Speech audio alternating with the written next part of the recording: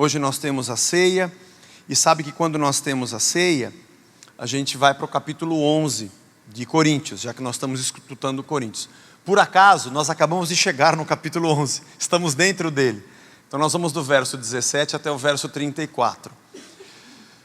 A semana passada, Paulo ele começou o trecho dizendo: olha, nisso aqui eu louvo vocês, eu bato palmas para vocês. E nos trechos seguintes, que é o que a gente vai falar hoje, ele fala o contrário. Agora tem uma coisa que eu não bato palma para vocês. Tipo, Raul Gil. Não tira o chapéu.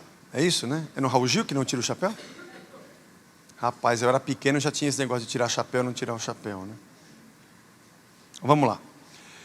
Nisso daqui eu não tiro o chapéu para vocês. Eu não vos que vos prescrevo, eu não vos louvo. Porquanto vos ajuntais não para melhor e sim para pior. Caramba, Paulo está sentando o rei aqui. Quando vocês se juntam é para coisa ruim. Porque antes de tudo estou informado haver divisões entre vós. E quando vos reunis na igreja, e eu em parte o creio, porque até mesmo importa que haja partidos entre vós, para que também os aprovados se tornem conhecidos no vosso meio. Está dizendo o seguinte, tá certo, né? Para que tenha gente por cima um do outro, tem que ter divisão mesmo, né? Se você quer estar em cima de alguém, é bom você promover divisão. Ele está fazendo um elogio picante, está dando uma indireta, bem direta, né? Porque havia uma divisão dentro da igreja de Corinto. Quando, pois, vos reunis no mesmo lugar, não é a ceia do Senhor que vocês comem. Não é isso que vocês estão fazendo, porque ao comerdes, cada um toma antecipadamente a sua própria ceia. E há quem tenha fome, ao passo de que há quem se embriague. Tem gente comendo pouco, gente não comendo nada, e outro enchendo o pandu e enchendo a cara. O que vocês estão fazendo? Isso não é a ceia do Senhor. Não tendes, porventura, casas onde comer e beber? Ou menosprezais a igreja de Deus e envergonhais os que nada têm? Que vos direi, louvar-vos eu? Nisso certamente não vos louvo. Porque eu recebi do Senhor o que também vos entreguei, que o Senhor Jesus, na noite em que foi traído, tomou o pão e, tendo dado graças, o partiu e disse: esse é meu corpo que é dado por vós. Fazei isso em memória de mim. Por semelhante modo, depois de haver ceado, tomou também o cálice, dizendo: esse cálice é a nova aliança no meu sangue. Fazei isso todas as vezes que o beberdes, em memória de mim. Porque todas as vezes que comerdes este pão e beberdes o cálice, anunciais a morte do Senhor até que Ele venha. Por isso, aquele que comer o pão ou beber o cálice do Senhor indignamente, será réu do corpo e do sangue do Senhor. Examine-se, pois, o homem a si mesmo, e assim coma do pão e beba do cálice. Pois quem come e bebe sem discernir o corpo, come e bebe juízo para si. Eis a razão porque há entre vós muitos fracos e doentes, e não poucos que dormem. Porque se nós nos julgássemos a nós mesmos, não seríamos julgados. Mas quando julgados, somos disciplinados pelo Senhor, para não sermos condenados com o mundo. Assim, pois, irmãos meus, quando vos reunis para comer, esperai uns pelos outros. Se alguém tem fome, coma em sua casa, a fim de não vos reunirdes para juízo. Quanto às demais coisas, eu as ordenarei quando for ter convosco. Esse trecho do capítulo 11, nós já falamos em diversos encontros aqui, desde o versículo 17. Aliás, quando Paulo diz, o que recebi do Senhor vos entreguei, nós também já fizemos várias pregações, você vai encontrar no YouTube. Nós vamos nos concentrar hoje na última parte, quando ele diz, não façam isso. Quando vocês se reunirem, esperem uns pelos outros. Quando vocês se reunirem, pense no que vocês estão fazendo. Porque a importância da comunhão, da vida da comunidade em torno da mesa tem um significado muito profundo. Deixa eu voltar um pouco atrás na história. O homem do Éden, o homem que pecou, o homem que tomou do fruto e se separou de Deus, fez com que essa existência e esse mundo fosse o mundo das separações. Quando o homem foi criado por Deus, ele tinha uma ligação com Deus, a sua vida de dependência de Deus, da orientação, da ligação espiritual com Deus, que nós chamamos de mandato espiritual. Ele tinha um mandato de Deus, o mandato da comunhão, de ter a direção de Deus, de ouvir a Deus, da obediência a Deus. E Deus havia dito ao homem: você vai cuidar da terra, aqui tem as plantas, tem as sementes, tem o fruto, tem os animais, tem a mulher, tem a sua casa. Tudo isso você vai cuidar, porque você tem uma ligação com tudo que foi criado. Você tem uma ligação com a natureza humana e a natureza não humana. Você tem uma ligação com pessoas e com a natureza. E essas duas ligações que você tem com pessoas, que é o teu mandato social, como você se relaciona com gente, com a tua mulher, com os teus filhos e com todos os outros que virão. E o jeito que você se relaciona com a terra, com tudo que há de vegetal e animal, todo o cosmo, o jeito que você se relaciona com essas categorias da existência e da criação de Deus, é um reflexo do jeito que você se relaciona comigo. O jeito que você se relaciona comigo, o amor, a obediência, o cuidado, a preservação, tudo que eu ofereço a você, a própria vida, o fôlego, tudo que Deus deu ao homem e a maneira como você sente meu amor e o meu cuidado, é isso que você vai reproduzir nesse mundo. Quando o homem toma do fruto e peca, e diz a Deus: agora você não diz mais para mim o que é bom e o que é mal, porque eu como do fruto e eu agora tenho o conhecimento do bem e do mal, então eu não preciso mais de Deus. O homem lá do Éden, que pisando nessa terra hoje somos todos nós dizemos a Deus o que nós queremos da vida. Aliás, nós passamos a ter um conflito que até então não existia. Será que essa é a vontade de Deus? Será que é isso que Deus quer? Esse conflito não havia antes de puxar do fruto daquela árvore. Porque eu quero o que Deus quer. Eu quero aquilo que Deus quer. A minha ligação com Ele define como eu me ligo com tudo que existe nesse mundo. Quando o homem rompe com Deus e decide viver a sua vida sem Deus, pobre criação, o próximo e a terra vão sofrer desligamentos. Esse mundo passou a ser o mundo do fim. Não é mais o mundo da eternidade, esse é o mundo do fim. O homem vai voltar ao pó da terra, ele vai acabar. Aliás, as Escrituras nos falam sobre o final de todas as coisas. A redenção está em Cristo, mas o mundo caminha para o fim. Reino contra reino, nação contra nação, pai contra filho, o amor de quase todos esfriará, diz as Escrituras, e o ódio se multiplicará a iniquidade. O homem que se separou de Deus deu origem ao mundo das separações. Nada mais nesse mundo é definitivo. O homem passou a se desintegrar. Ele se desliga de Deus e no primeiro instante ele já começa a perder. Perde o Éden, perde a sua ligação com Deus. Isso significa que agora ele é senhor de si. E ele passa a definir o que ele vai fazer dessa terra e das suas relações com as pessoas. O problema é que quanto mais o tempo passa, mais esse homem se desintegra, mais ele perde valores, mais ele está longe da sua origem que é Deus, mais ele é senhor do seu próprio mundo. Quando alguém pergunta assim: se Deus existe, por que o mundo é assim? Exatamente porque esse não é o mundo de Deus, esse é o mundo dos homens. Esse é o mundo pós-queda. E como um paradoxo, a gente sempre acha que o mundo está melhorando, porque a tecnologia melhora. A capacidade que Deus deu ao homem como um dom para que ele cuidasse desse mundo, está no homem. A sua inteligência está ali. As suas habilidades motoras, psíquicas e intelectuais permanecem no homem. Porém, esse homem está se desintegrando. E ao mesmo passo em que aparentemente a gente avança na tecnologia e dispara no mundo digital, por um outro lado, o homem se degenera e o mal aparece cada vez mais.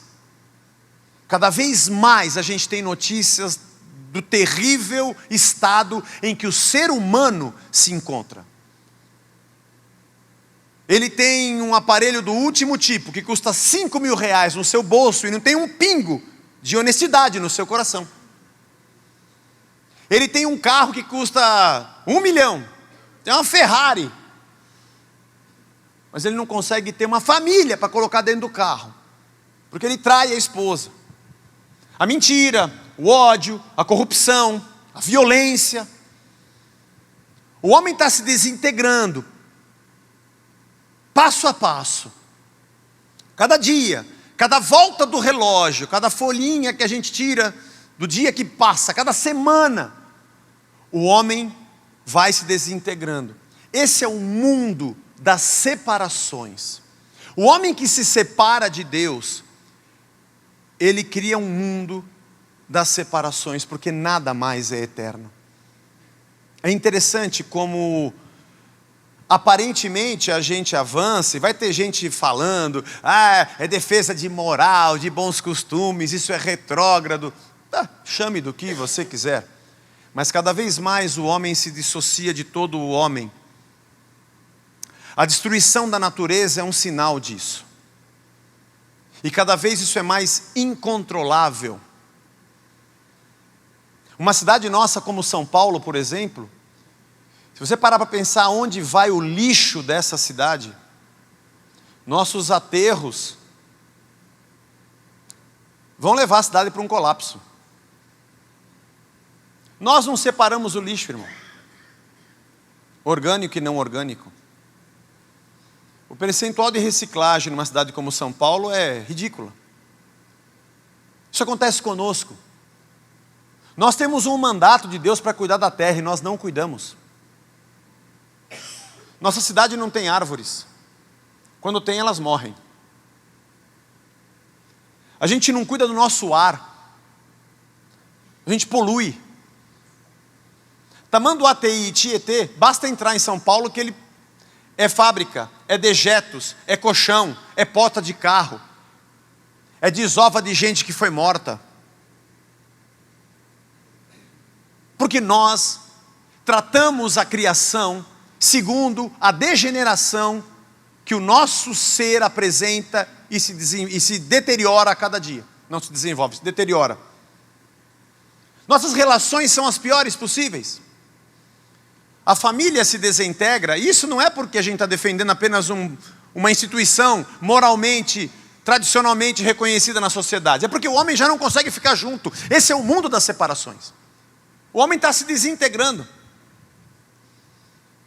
O interessante é que o ser humano está buscando a felicidade no seu isolamento. Cada vez mais o ser humano defende o seu direito de ser o que quer ser e de fazer da sua vida o que quer fazer. Tranquilo. E cada vez mais o ser humano diz, você não tem nada a ver com a minha vida, eu tenho o direito nessa sociedade de ser o que eu quero e fazer o que eu quero. Beleza, então ninguém me enche a paciência, eu quero ser o que eu quero. Seja. Cada vez mais ele desenvolve doenças e enfermidades somáticas, psíquicas e psicossomáticas. Ele não consegue ouvir não, ele não consegue dialogar. Ele não consegue ouvir alguém que diga, olha, eu acho que isso não é legal para você. Eu tenho o direito. E cada vez mais nós temos uma sociedade de pessoas isoladas. Parece que está todo mundo junto, mas está todo mundo embalado no seu pacote para ser o que quer e ninguém me enche. E parece que isso é um avanço da sociedade. Um avanço do direito humano. Um avanço da pessoa que pode significar a sua vida e relativizar a sua vida e dar sentido à sua vida segundo o que ela quiser fazer. E todo mundo se veste no seu pacote para dizer, ninguém pode me encher porque eu posso ser o que eu quiser. E quanto mais eu me individualizo, mais eu acabo com a comunidade. E nós somos, em São Paulo, não sei se chegamos a 12, 13 milhões de indivíduos, individuais. 13 milhões de minorias. E o ser humano se isola tanto no seu pequeno nicho, para que ninguém fale o que ele não quer ouvir, para ser o que quer ser, que depois ele se sente abandonado pela maioria e vira uma minoria. E quer que todos o aceitem, como ele é. Mas ninguém pode falar o que eu tenho que ser. Eu quero ter o direito de ser individual e te chutar, porque eu não quero que você fale o que eu não quero ouvir, e você é obrigado a me aceitar e me abraçar, porque eu chuto a comunidade, mas eu quero que a comunidade me abrace. Porque o ser humano criou o mundo das separações, o mundo das divisões, o mundo onde tudo acaba, nada mais é eterno. E essa é uma grande angústia, porque a gente vive sabendo que as coisas vão acabar. É angustiante ser um ser humano. Os animais não pensam. Eu tinha um cachorro, um Dutch Hound, faz um tempo já. Eu era solteiro, faz tempo. E sabe como é que é? Aqueles linguicinha tem problema de coluna, né? Vai chegando mais assim, avançada a idade, ele começa a ter... A gente não pode deixar ele comer muito, porque ele fica barrigudo, a coluna dele afunda. Eu nunca conversei com ele, porque ele não entendia. Apenas no olhar. Mas eu tentava dizer para ele, come pouco, mas ele não entendia. A gente tinha que tirar a comida. E ele também nunca foi dormir pensando, poxa Zé, a minha raça tem problema de coluna. Ele não sabe. Quem sabe dos seus problemas é o ser humano. O ser humano tem a angústia de saber que não pode mudar a sua existência. Você e eu sabemos que a gente vai envelhecer. Você e eu sabemos que nós vamos ter dor nas costas, bico de papagaio, torção de coluna, não é? E o pulso ainda pulsa. Esse hino é lindo. Canção evangélica. Porque esse é o mundo do fim. E nós temos a angústia de saber. O pior de ter fim é saber que vai acabar. Aqueles dias que você pensa, como será que eu vou morrer? Ai, muda isso daqui, coloca no jogo. Porque acaba. Aquele mundo de pensar, será que eu morro antes da minha esposa ou ela morre antes de mim? Aí eu converso com a Blanche. E eu falo, eu tenho que morrer primeiro, porque se você morrer primeiro, essa casa vai virar um colapso.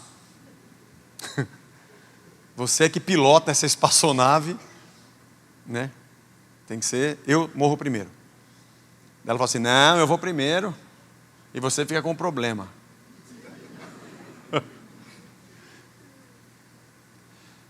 Você sabia disso, né? Bom, teremos bastante sorte se nós morrermos antes dos nossos filhos, pelo menos é um caminho natural da vida. Ruim é se a gente perde um filho antes da gente partir, isso é muito triste. Mas esse é o mundo das separações, viu?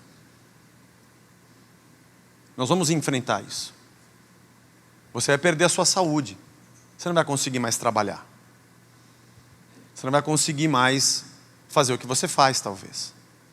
Correr, jogar futebol, tocar violão. Já pensou? Eu vou ficar desesperado. Não poder mais fazer um sonzinho. Porque a artrose já começa a atrapalhar. Pendura um instrumento e dá dor nas costas. Aí você vai falar assim, eu sou um inútil, eu fico em casa e não faço nada. É o mundo das separações. O mundo é finito porque o homem disse para Deus, eu não quero você. E ele deu origem ao mundo onde tudo se desagrega, tudo se separa e tudo acaba. Quando surge Cristo, que é Senhor desde a fundação do mundo, mas se manifesta no tempo e no espaço, na nossa história, no meio dela, Deus anuncia ao homem que o caminho de volta para a vida está nele mesmo. Porque se no Éden, Deus disse para Adão, se você comer, você vai morrer. Se você não me obedecer, você vai morrer.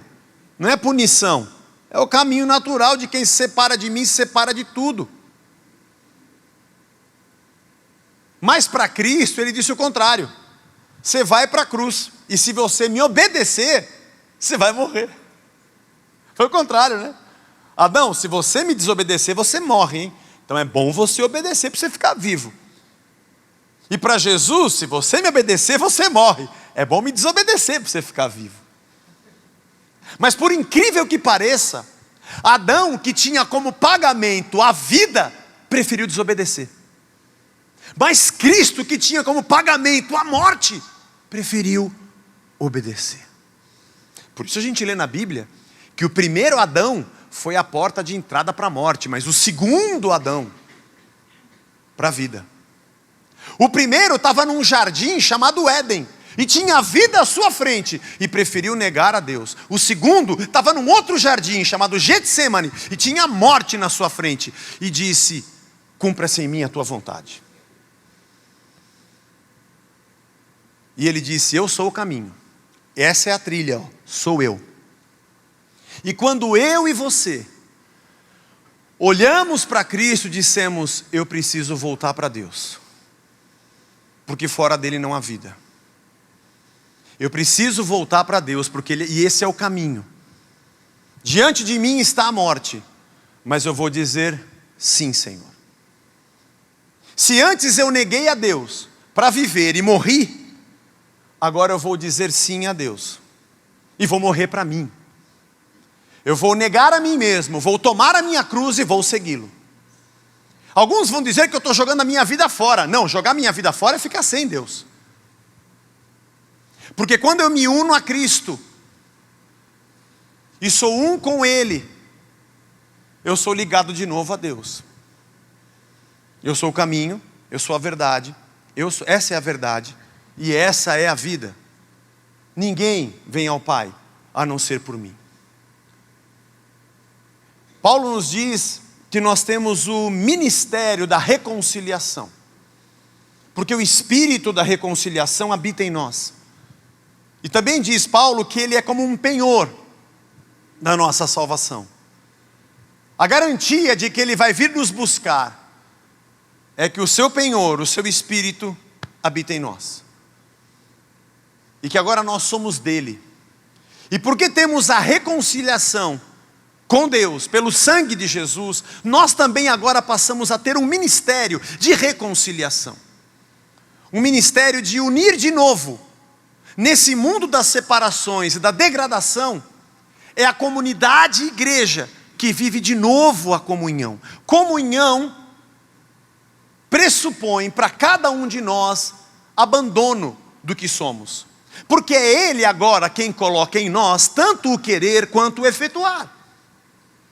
E a vida que a gente vive já não é mais nossa, porque a nossa nós negamos. Essa vida que vivíamos dos nossos próprios direitos e de negação de Deus e das separações, nós dissemos: não, isso não é vida. Eu também quero estar crucificado com Cristo e não viver mais eu, mas Ele viver em mim. Não, eu não quero me isolar hermeticamente para dizer ninguém tem nada a ver com a minha vida. Não, eu quero que o Senhor diga sobre a minha vida, Senhor. Não, eu não quero que ninguém mais diga o que deve ser ou não vai ser. Não, Senhor, eu quero que o Senhor diga sim.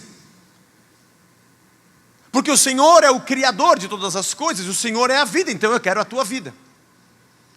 Não, eu não quero mais o isolamento, porque eu quero ser parte da tua comunidade. Irmãos, Cristo é o cabeça do corpo, e Ele é o pão da vida. Nossa sede e nossa fome, nesse mundo onde tudo acaba, é saciada por Ele. A nossa vida agora tem significado em Jesus Cristo. Eu descobri que Ele é a minha origem e Ele também é o meu destino. É dele que eu vim e é para Ele que eu vou. E essa não é a verdadeira vida. A verdadeira vida é a vida redimida nele. Não mais das separações, mas a vida eterna que está nele. E é nele que eu me encontro. E ainda que, pisando nesse chão da vida que não é vida, eu me sinta um ínfimo ser humano, incapaz, insignificante, e que tudo dá errado, a minha esperança não habita apenas nessa vida, porque o próprio apóstolo Paulo também diz que se a esperança da nossa vida resume-se apenas a essa terra, nós somos os mais miseráveis dos homens. Porque a nossa alegria reside em Cristo. E a vida que eu vivo agora, eu não vivo mais na carne, eu vivo na fé. Reconciliado com Deus, reconciliando gente com gente. O cabeça do corpo é o pão que alimenta. E ao redor da mesa, todos os famintos se achegam. É ao redor da mesa que os famintos que não tinham vida sentam. E ele diz: eu sou o pão da vida. Você tem sede? Vem e bebe. Você tem fome? Vem e come. Eu estou com vocês. E assim como eu e o Pai somos um, nós também somos. E quem se aproxima da mesa para ser um com Cristo, reconciliado com Deus, não tem apenas o pão que mata a fome, ele vira membro do corpo, porque o pão é o cabeça e os famintos são os membros desse corpo. Descobrimos a Cristo que mata a nossa fome e descobrimos a comunidade onde o Espírito se manifesta. É por isso que Deus dá dons aos homens, porque é na nossa relação que somos abençoados. Quando nos auto-exortamos, ensinamos, edificamos, oramos uns pelos outros, é a nossa vida comunitária, o exemplo de um corpo, onde os membros estão ligados uns aos outros. E é aqui que a gente sente que tem vida, estamos de novo ligados a Deus, e não queremos mais tomar do fruto, queremos dele. Quando Paulo diz: o que vocês estão fazendo na ceia? O que vocês beberam? O que vocês colocaram? É vinho ou é cachaça? O que vocês estão fazendo? Vocês beberam o quê? Lembre-se que na comunidade de Corinto haviam poucos ricos, mas haviam ricos, trabalhadores comuns e escravos, livres e escravos ainda escravos, empregados e patrões. Nem todos chegavam na mesma hora quando havia reunião de celebração, e sempre comiam juntos. Os que tinham mais traziam coisas melhores, alguns não traziam nada. Faziam daquele encontro uma elitização de uma certa casta, e gente que chegava não comia, e outros comiam demais, e tinha aqueles que até enchiam o caco. Na verdade, Paulo disse para eles: se vocês não discernem o que está acontecendo, vocês estão comendo e bebendo sem discernir o que é esse momento. Esse é o momento onde exatamente você reparte, onde você compartilha. Esse é o momento onde você exemplifica no ato o que Cristo fez no Espírito. Esse momento que nós temos de comunhão, de vida como igreja, é simbólico. Ele representa o que aconteceu dentro de nós. É por isso que a gente bate nessa tecla até arrebentar. Nós não estamos aqui para assistir um culto, uma reunião, uma celebração, seja o que for. Nós somos a igreja. Você não pode entrar e sair daqui sem fazer um amigo. Como não pode? Não pode, irmão. Porque você já é irmão. Filho de um mesmo pai, ligado ao mesmo corpo, com as mesmas fomes que os outros têm, bebendo de uma mesma fonte, comendo de um mesmo pão, sentado na mesma mesa. Qualquer movimento de isolamento é contrário ao que Cristo fez por nós na cruz, e a reconciliação que Ele propôs. Igreja não é um lugar que a gente se reúne, é quem a gente é. O seu isolamento é morte para você. Aliás, é o paradoxo de que você nega o que você é. Não, compartilhar com pessoas não é uma obrigação. Bater papo e orar uns pelos outros não é uma tarefa que a gente impõe como uma obrigação para os membros da igreja. É a natureza da nossa vida, é a nossa essência. A gente faz o que a gente é. Eu não faço porque alguém mandou, eu faço porque é isso que eu sou. Tipo andar em cima de duas pernas, respirar, falar, ouvir, pensar. Isso faz parte do ser humano, faz parte de nós. Sentar na mesa é entender que nós somos irmãos em Cristo. Sentar aqui nessa mesa é dizer para quem nos cerca que nós estamos reconciliados com Deus e uns com os outros. Sentar nessa mesa, viver como igreja, viver as relações de irmãos como igreja, é dizer para o mundo que esse isolamento e essa separação, e esse mundo das separações e dos fins, e essa angústia tem uma solução e ela se chama Jesus Cristo. É nele que nos alimentamos, é nele que encontramos vida, é nele que nos encontramos. Porque a comunidade cristã, ela é um sinal para o mundo de como o mundo deve ser. É por isso que não tem nexo nós sermos igreja e ficarmos nos estapeando para saber quem vai ser líder do que ou daquilo em algum departamento. Porque esse tipo de competição não é lógico para quem é membro um do outro. E para quem mata a sua fome em Cristo e recebe o querer dele e o saber dele. Porque ele coloca em nós o querer e o efetuar. Então o que eu estou querendo não vem dele. Não há nexo de nós vivermos como comunidade, termos intrigas e divisões e separações. Não há lógica se Cristo habita em nós e temos a mente de Cristo e Ele é o cabeça e nós somos membros e é o cabeça que pensa e é Ele que dá os impulsos e os membros são comandados por Ele. É porque alguém não está sendo comandado por Ele. E é óbvio que quando o mundo enxerga a igreja com suas divisões, ele acha que isso é isso aqui é uma desorganização total. Não tem nexo, não tem coerência. É por isso que nossas disputas evangélicas e nossas bravatas e todo o ódio que é colocado na internet só afirma mais ao mundo de que o mundo está certo e que Deus não existe mesmo. E nós achamos que podemos fazer milagres e sinais e continuar sendo corruptos, mentirosos, adúlteros, violentos, porque o mundo vai ver sinal e milagre. O mundo não está nem aí com sinal e com milagre. Porque sinal e milagre tem feiticeiro nesse mundo fazendo, não precisa ter Deus. O sinal da presença de Cristo na vida de alguém é que esse alguém não é mais um alguém que era. É que ele foi mudado e moldado pelo Espírito. Ele era violento, ele não é mais. Batia na mulher, não bate mais. Era um cara terrível. É um cara de paz. Era um cara de ódio, agora é uma pessoa de amor. O caráter era duvidoso, é um ser humano honesto.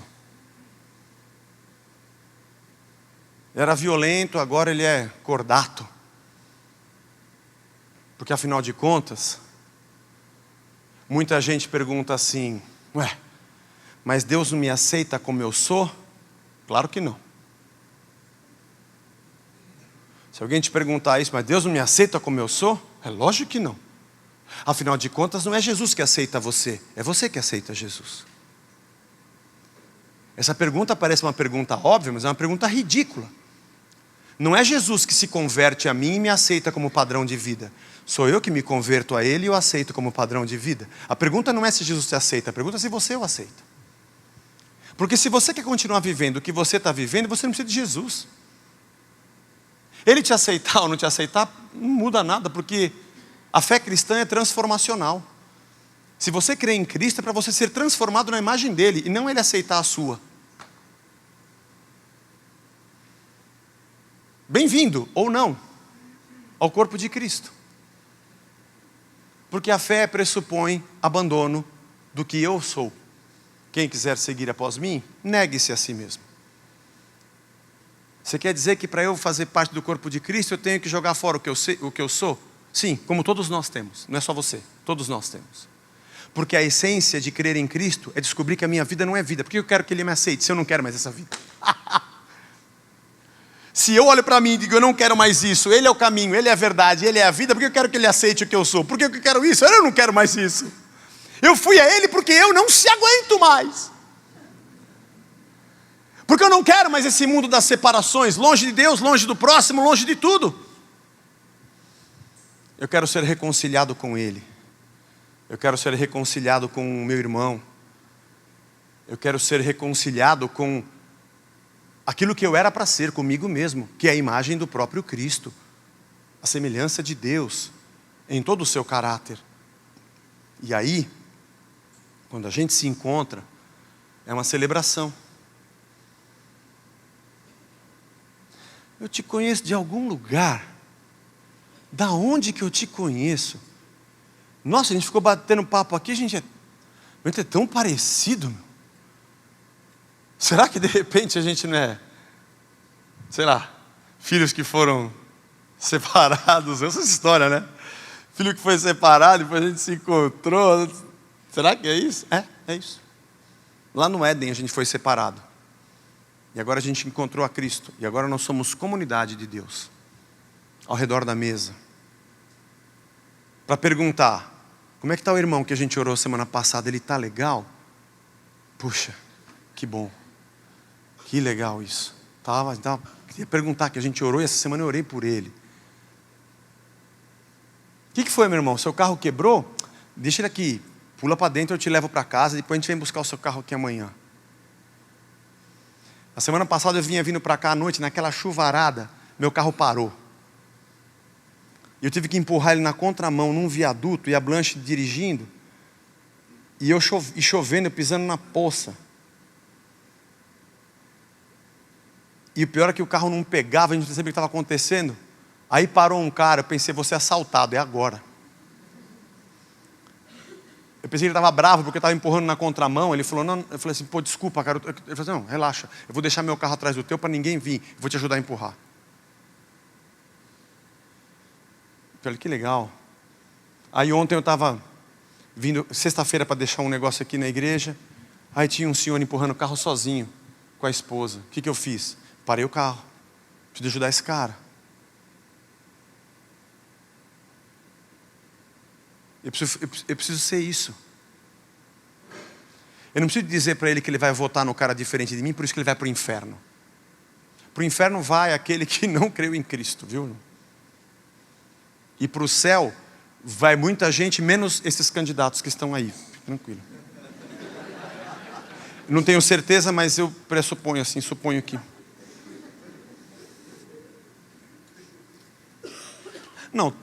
Não posso dizer que nenhum vai. Mas tem alguns, todo mundo pensa que vai e não vai. Pode ter certeza disso. Mas enfim, é nessa mesa que a gente diz, nós somos um em Cristo. A gente te encontrou, Senhor, e eu te encontrei, eu me encontrei, e eu encontrei vocês. Nós somos o corpo de Cristo, que quando alguém olha pela janela e fala, o que esses caras têm, que eles repartem uns com os outros? De onde vêm essas ideias que vocês têm? Por que vocês que deveriam agora dar uma paulada é quem está abraçando? Por que ninguém se importa com ninguém nesse mundo e vocês se importam? Que doideira é essa? De onde vem isso? O que vocês estão ganhando com isso? Porque a linguagem é do mercado, não estou ganhando nada. O que você quer em troca? Eu não quero em troca, eu estou dando o que eu já recebi. Porque de graça eu recebi, de graça eu dou. Eu encontrei o pão que matou a minha fome e descobri que ele era o cabeça. E agora eu tenho irmãos. Que Deus nos abençoe a vivermos como igreja de Cristo. Nossa comunhão acena para o mundo a nossa missão. A nossa comunhão como irmãos evangeliza o mundo, dizendo, tem alguma coisa errada com esse mundo, tem alguma coisa errada que você não está enxergando, e Cristo é a resposta. E foi isso que Ele fez por nós.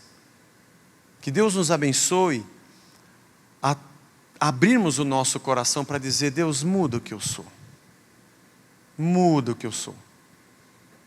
E Deus abençoe você, o seu lar, o seu casamento, e a nossa vida como igreja de Jesus Cristo, numa cidade caótica que a gente vive, num país caótico, que daqui a pouco a gente vai para a urna.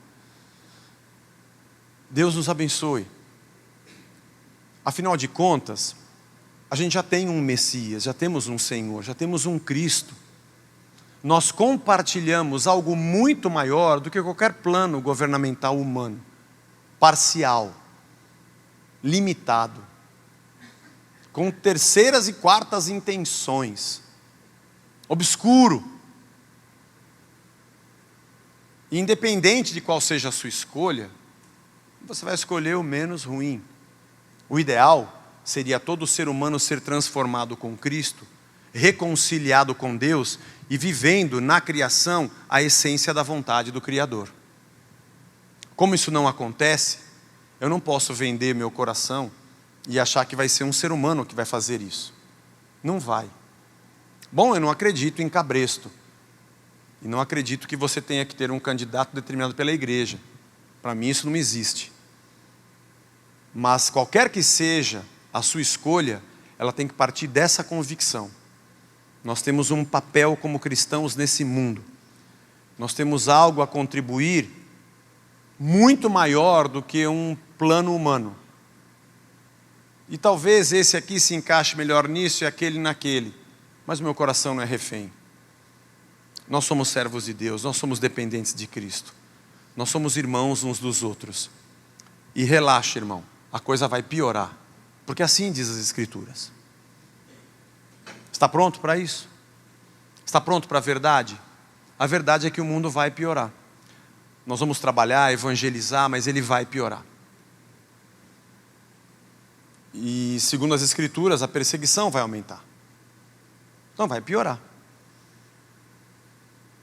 Então, se você não quer saber a verdade, você devia ter tomado outra pílula da Matrix. Você tomou uma pílula azul, né? Era azul?